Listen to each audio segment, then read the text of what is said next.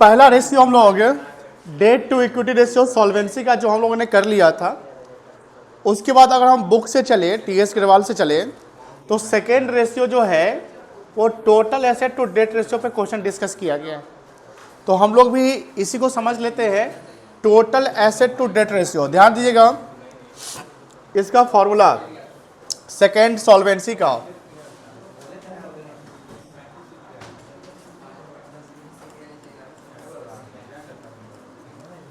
Total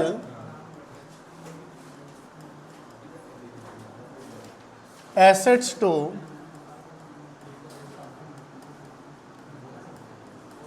date ratio, kindly ध्यान देंगे। तो टोटल एसेट्स टू डेट मतलब total asset to debt ratio का फॉर्मूला क्या बनेगा बता सकते हैं? Total assets divided by debt. अब यहां बात हो रहा है कि डेट में क्या क्या आ जाएगा। डेट तो जानते ही हैं आप लोग, हम लोग ऑलरेडी जानते हैं, लॉन्ग टर्म डेट जिसको हम बोलते हैं एनसीएल। और लॉन्ग टर्म डेट निकालना हम लोग पहले के सवाल कॉन्सेप्ट में समझ चुके हैं, तो उस फॉर्मूला को तो आप लोग उसी से कैरी फॉरवर्ड कर लेना है। बात आती है टोटल एसेट्स की, तो टोटल एसेट भी आप जान रहे हैं, बट ये चीज़ ध्यान रखिएगा, टोटल एसेट्स में डीटीए को कंसीडर नहीं करेंगे, एक्सक्लूड करेंगे। तो टोटल एसेट में क्या क्या आ जाएगा? Non current asset plus current assets. दूसरा तरीका टोटल एसेट निकालने का क्या होगा? शेयर होल्डर फंड क्या होगा बेटा? प्लस एनसीएल प्लस, और क्या हो सकता है? Share holder fund plus total date, और क्या हो सकता है?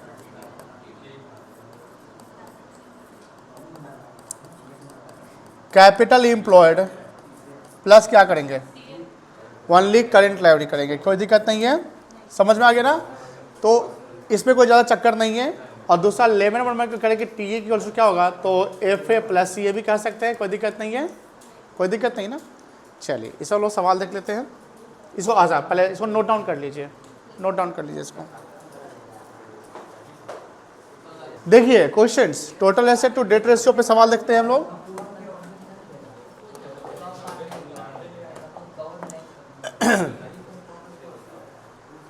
कैंडली फोकस करिए। Calculate total assets to debt ratio, solution number 51। तो सवाल बोला है कि total assets to debt ratio निकालना है, तो पहले इस काम को क्या निकालना पड़ेगा? फॉर्मूला क्या होगा? टोटल एसेट टू डेट का formula total asset divided by debt. यहां पर लिखा हुआ लॉन्ग टर्म डेट दिया हुआ है 4 लाख, तो बहुत इजी है। टोटल एसेट दिया हुआ है, तो टोटल एसेट 7 लाख है, सॉरी 7,70,000 है।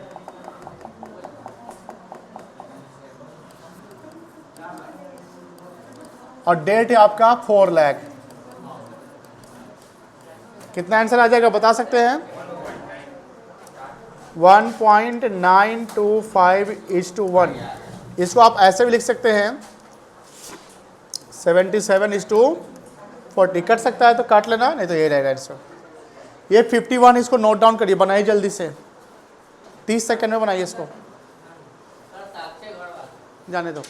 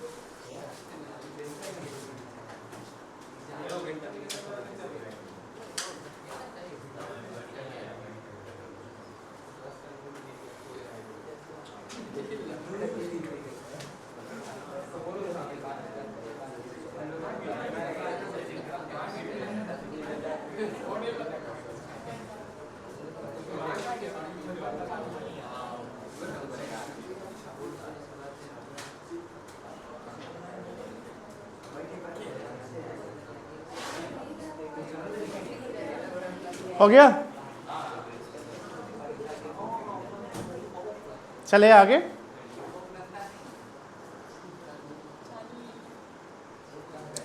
क्वेश्चन 51 किए थे, अब हम लोग थोड़ा सा आगे जंप करके क्वेश्चन बनाए 55 पे, डायरेक्ट 55 पे आते हैं। बीच का हम आपको अभी रोकते हैं, आपके लिए रख देते हैं। 55 समझते हैं। टोटल डेट दिया हुआ है 12 लाख रुपया। टोटल डेट कितना बेटा? 12 लाख। और शेयर होल्डर फंड दिया हुआ है 2 लाख। तो शेयर होल्डर फंड को इक्विटी कहते हैं, बोलो हाँ है ना। तो टोटल डेट और इक्विटी को जोड़ दें, टोटल डेट और इक्विटी या शेयर होल्डर फंड को जोड़ दे तो क्या आएगा? बोलो, टोटल एसेट्स आ जाएगा बेटा।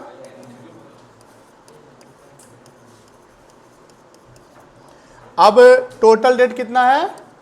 12 लाख। और इक्विटी कितना है? तो टोटल एसेट्स हो गया 14 लाख। आगे लिखता है रिजर्व एंड सरप्लस। अच्छा यहां देखो, रिजर्व एंड सरप्लस दिया हुआ है 50,000। क्या ये शेयर होल्डर फंड का पार्ट है कि नहीं है ना? चलिए, करेंट एसेट्स दिया हुआ है 5 लाख और वर्किंग कैपिटल 1 लाख है। बताइए करेंट लायबिलिटी निकल जाएगा। CL equals to CA minus WC। तो CA कितना है आपका? 5 लाख है। और WC कितना है? तो CL कितना हो जाएगा बेटा? 4 लाख हो जाएगा। अब यहां देखो, टोटल डेट आपका है 12 लाख। टोटल डेट कितना है? अरे जल्दी बैठो ना। टोटल डेट कितना है? और करेंट लायबिलिटी कितना आया? तो लॉन्ग टर्म डेट कितना आ जाएगा? 8 lakh. Debt equals to total debt minus current liabilities. तो टोटल डेट आपका 12 लाख हो गया, 4 लाख करेंट लायबिलिटी हो गया, 8 लाख डेट हो गया। क्या डेट? अब देखो सवाल बोलता है कि total asset to debt ratio निकालो, निकल जाएगा।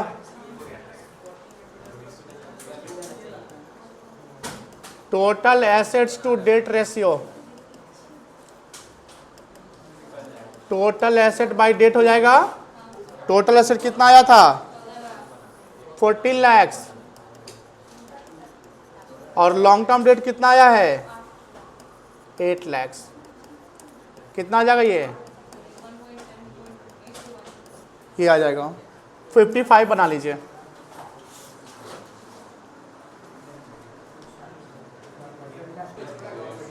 यहां 54 देखो सेम 55 की तरह है। टोटल डेट कितना दिया हुआ है? 60 लाख। और शेयर होल्डर फंड कितना दिया हुआ है? तो टोटल एसेट कितना हो जाएगा? 70 लाख हो जाएगा ना। अब यहां दिया हुआ रिजर्व एंड सब करेंट एसेट कितना दिया हुआ है? और वर्किंग कैपिटल कितना दिया हुआ है? तो CL कितना हो जाएगा? 20 लाख। तो डेट निकल जाएगा। लॉन्ग टर्म डेट कितना है आपका? 60, सॉरी टोटल डेट 60 है। तो 60 माइनस 20 कितना आ जाएगा? ये 40 आ जाएगा। तो total asset to debt ratio कैसे निकलेगा? टोटल एसेट बाय डेट, यानी 70 बटा कितना? 40। कितना आएगा आंसर? इतना ही आएगा। चलिए, ये था 54। बन जाएगा, हम हटा दे। नहीं, छुट्टी नहीं होगी। हो गया, मिटा दे। 55 हो गया, सबका हो गया।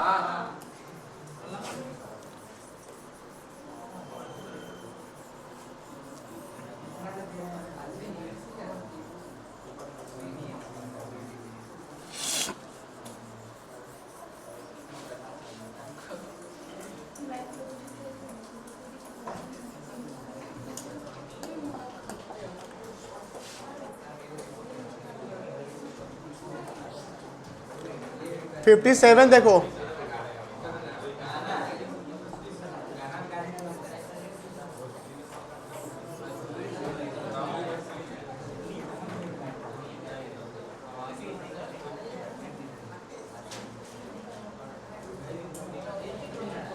57 बनेगा।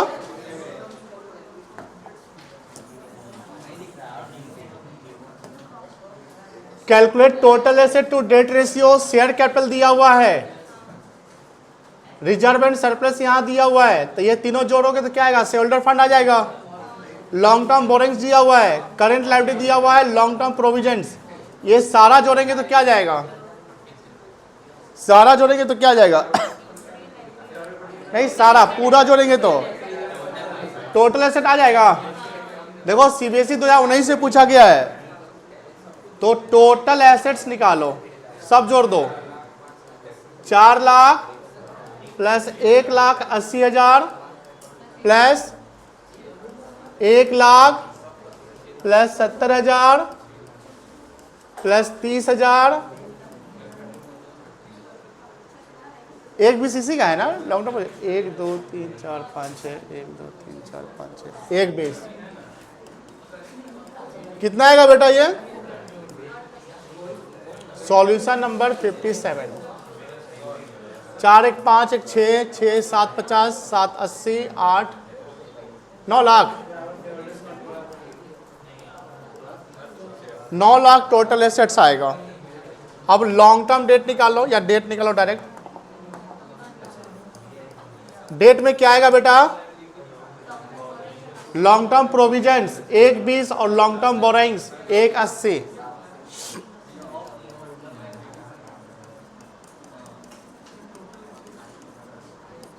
तीन लाख हो जाएगा।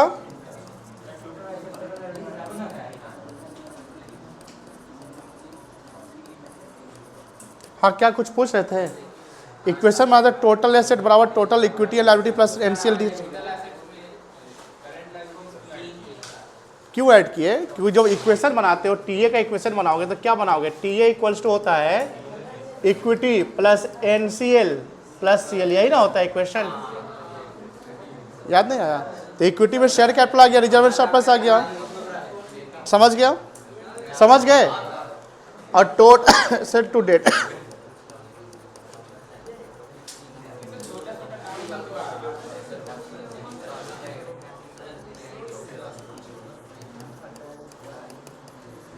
थ्री इस्ट 1 बना लो। 57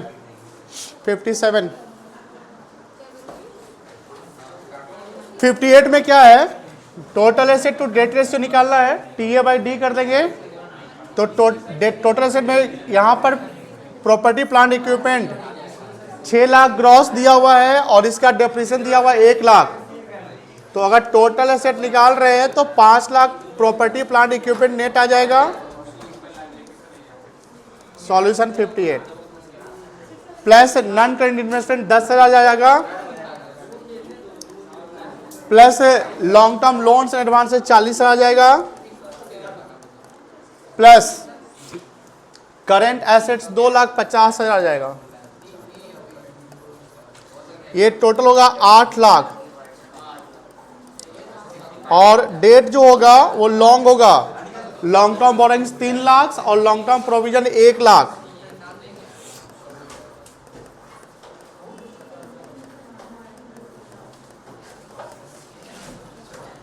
चार लाख। तो